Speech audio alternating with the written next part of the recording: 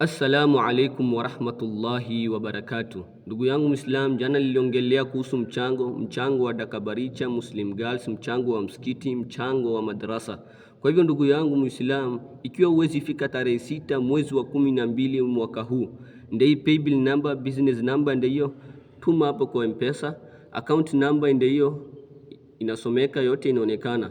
Kwa hivyo ndugu yangu Muislamu, Mwenyezi Mungu anasema katika Qur'an, toeni katika yale tuliyakupeni kabla mmoja wenyu mauti hayajamjia. Na ndugu yangu Muislamu, usifikirie ya kuwa ukitoa mali yako ndio ukitoa sadaka mali yako inapungua. La, Mwenyezi Mungu anasema katika Qur'an, wama tunfiku min shay'in fi sabilillah, na chochote mtakachokitoa kwa ajili ya Allah, yuwaffa ilaykum wa antum la tudlamun, mtarudishiwa sawasawa kamili, mali zenyu mtarudishiwa sawasawa, la tudlamun, na wala hamtadhulumiwa. Kwa hivyo ndugu yangu Muislamu, usishaki ya kuwa mali yako itapungua.